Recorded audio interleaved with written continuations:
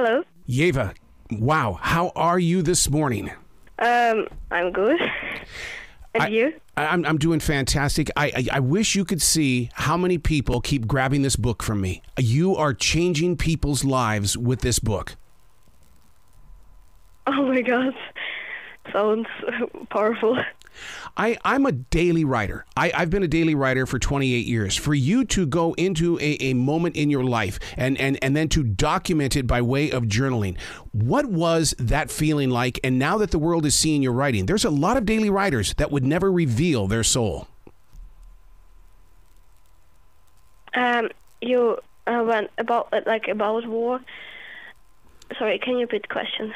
The question is that for you to take, I mean, this is a journal. This book right here, for you to write the journal and then to release the journal, that takes a lot of courage. Yeah, but like when I was writing this, I didn't even suspect to publish it. It was like my safe place, and I was writing for pleasure. And I wanted to share with my children after 10, 20 years, and I wanted to tell how war was like in Ukraine, in detailedly. And but when I'm a journalist, everything is changed. And when like we were going to Budapest, they said that lots of people want to publish my diary, and that would be a great book. I have a very good friend who is currently in Ukraine. He is American, and he's a journalist, and he travels with Ukrainians every single day to the front lines, as well as making sure that people are fed. It's amazing when you release a book called "You Don't Know What War Is." We talked about this. He and I talked last night about you, and it's just amazing what you are doing when you're extending your words. Yeah, and. Like for my friends journalists, they were recently in Ukraine, and and I know there's like situation in Ukraine that it's really scary, and and I even contact with my friends, and I know that's like really problem with electricity and water supply there, and and I really worry about like everything that happened there. One of the things that Joe talks about in Ukraine is like when in Lviv, when the sirens go off, yes, you do prepare, but he says it's even more haunting when the sirens are not going off. What did you experience in situations like that? Well, like I haven't heard, but these days when I live, these days when started the war, I haven't heard sirens. It was really, and it's so strange because firstly in Kharkiv maybe there was sirens, but I lived in place where I couldn't hear that. It was in the end of city, and there was like a private houses, so it was like unless that I could hear it. And I haven't heard this as well when I was in Uzhgorod. I haven't heard any sirens. I just heard in the internet they're existing, One of the things that Joe kept bringing up in the conversation yesterday, he kept saying the word refugee. And I said, don't say that. Don't say that. And he asked me why. And I said, well, because of your book. You express that the word refugee is not a positive in your life. Yeah, and it's really hard to say that I lost my home, and my life is like it was destroyed. Like my peaceful life was destroyed, and I was split with my friends. And it's really hard to understand that you need to start a new life, a new country, and with a new language, and it's really hard to understand where to go, and there's a war in your hometown. Well, yeah, because you've gone from Ukraine to Ireland. You're right about that new language. How do you prepare your future when everything around you is no longer the same?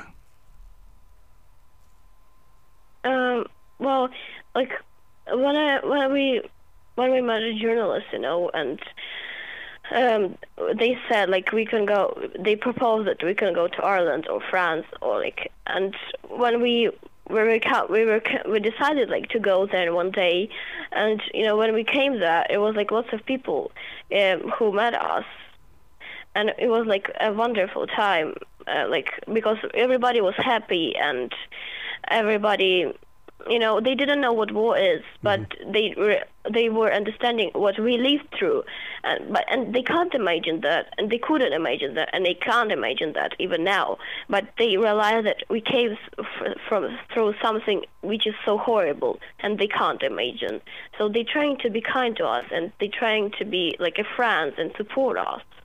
You're absolutely right when it comes to that word war. We know what the word is. We just don't know what the experience is. And the only thing that we get is what the social media is sharing. So that's why your book is so important to this generation and the generations ahead, because you were brave enough to put those words on a page. Yeah, and it's important to hear the children's voices. Yes. Because people need to hear the truth from people who live through this, and and it's like important that like they will even understand like what we live through this and how we experience this. One of the things that Joe brings up is how that when you're into these moments of challenge and change, how the Ukrainian people stand strong, that no, I'm not going to just walk away from this. I'm going to stand strong for my nation. Where does that come from? He keeps talking about 2014 when everything began to become liberated and everything like that. What is it about you and your family that makes you so strong? Well, personally, me, like when like we faced the war, we understand we haven't time to panic, and if we would panic, we won't get solution. We won't survive. I would panic if I was scary. I can die from panic, from heart attack, but not from the war. And she was, and every time she was supporting me, and I asked like if everything would be fine, it would be survive, and she said yes, like trust me, and I knew that. I trusted her, and and when there was 7th day when we were trying to leave Ukraine, we tried to leave Kharkiv because they were so dangerous. And no one wanted to bring us away. We just I was depressed, but my grandmother said if God wills, we will stay, we will go. If not, we will stay. And we had a strong faith in God, which really supported us, and that made our way made our way to find a safe place where there's no war and no rockets were flying above our heads. Yeah, because that's interesting that you say that, because Joe last night was talking about that the word on the street right now is that there's 160 missiles that are being prepared right now. And I said, are you afraid? He says, I can't be afraid. He says, because the people here are not afraid. I don't know, like maybe because I think because like everybody, all Ukrainians loves Ukraine, and like lots of people and fighters like loves Ukraine, and like we want a peace, and we want a peace, and we love Ukraine so much. Absolutely. I can hear it. I can feel it. And let me ask you a question in the way that people that have read the book, including my wife, she goes, this is a modern day Anne Frank story. Do you see that? Have you heard the same story? The same story. Like I have read Anne Frank's diary in my language, like in Russian language, but there was lots of, of course, like differences.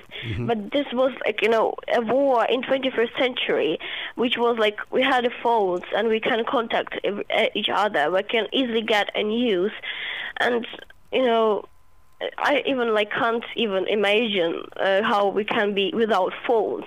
And when like city is dark, when city is dark and no electricity, and one of my friends describing that it's so scary, and if someday there would be something would happen with you, no one would know because there would be no electricity, no lights. Yep. That's when Joe says that you bring out the candles. And what's so funny is that he says you bring out the candles, and usually a musician is walking by and they start singing. He says it doesn't stop. It just doesn't stop. Yeah. And, because because like we love Ukraine. Yes. Yes.